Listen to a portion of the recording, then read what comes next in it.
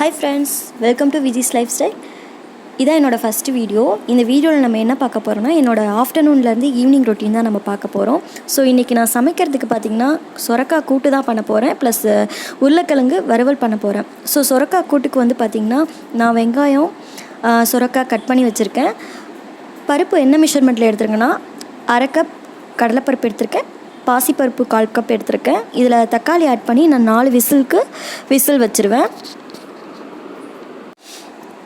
So நம்ம first வந்து பார்த்திங்கன்னா குக்கரில் வந்து பருப்பை வேக வச்சிடலாம். நான் தக்காளி ஆட் பண்ணியிருக்கேன், மஞ்சத்தூள் கொஞ்சோண்டு ஆட் பண்ணிவிட்டு 2 பல் பூண்டு ஆட் பண்ணியிருக்கேன். ஸோ பூண்டு ஆட் பண்ணிவிட்டு குக்கரை மூடிட்டு 4 விசிலுக்கு விட போகிறேன்.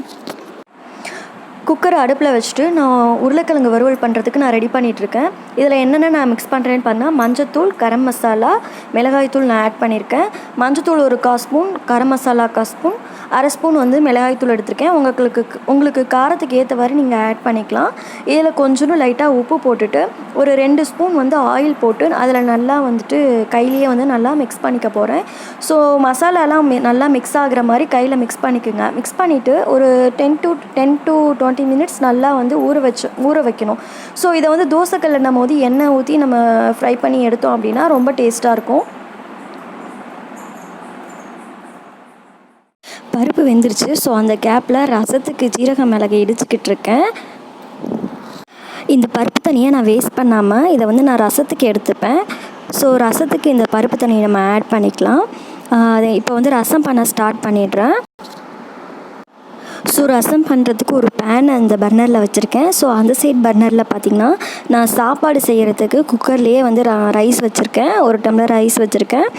ஸோ ரசம் பண்ணுறதுக்கு எண்ணெய் ஒரு ஸ்பூன் ஊற்றிட்டு அதில் வந்து பார்த்திங்கன்னா கடுகு, ஆஸ் யூஷுவல் நம்ம யூஸ் பண்ணுற மாதிரி தான் கடுகு, அப்புறமா பார்த்திங்கன்னா ஜீரக மிளகு இடித்து வச்சுருக்கேன் இல்லையா, ஸோ அதை ஆட் பண்ணிவிட்டு அதை நல்லா வந்துட்டு மிக்ஸ் பண்ணிக்கிட்டு அதுக்கப்புறம் வந்து பார்த்திங்கன்னா மிக்ஸ் பண்ணி வச்சுக்கிட்டு அந்த ரசத்தை வந்து நான் அதில் ஊற்றிக்க போகிறேன்.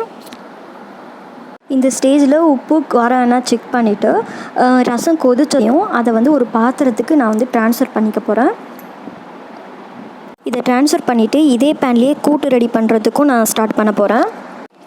கடாயை வாஷ் பண்ணிவிட்டு பேன் ஹீட் ஆனதுக்கப்புறமா அதில் வந்து பார்த்திங்கன்னா 3 ஸ்பூன் வந்து ஆயில் ஆட் பண்ணியிருக்கேன். ஆயில் நல்லா வந்து ஹீட் ஆனதுக்கப்புறமா அதில் கொஞ்சமாக வந்து கடுகு ஆட் பண்ணிக்கலாம். கடுகு வந்து பொரிஞ்சதுக்கப்புறமா அதில் வந்து பார்த்திங்கன்னா ஜீரகமும் உளுத்தம் பருப்பும் ஆட் பண்ணிக்கோங்க.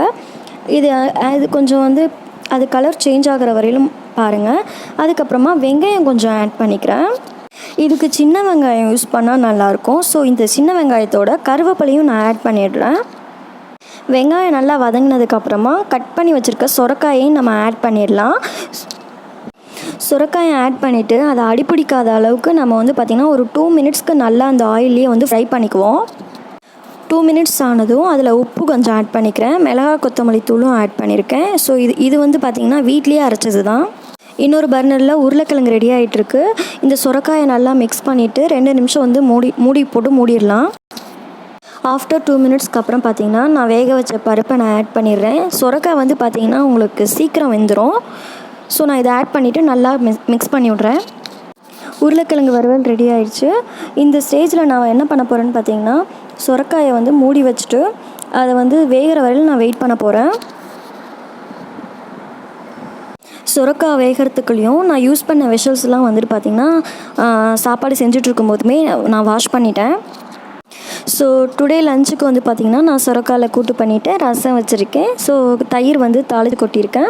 தென் உருளைக்கிழங்கு வறுத்து வச்சுருக்கேன். அவ்வளோதான் ஃப்ரெண்ட்ஸ், இதோட என்னோடய ஆஃப்டர்நூன் ரொட்டீன் வீடியோ முடியுது. இந்த வீடியோ எப்படி இருந்ததுன்னு எனக்கு ஃபீட்பேக்கில் நீங்கள் சொல்லுங்கள்.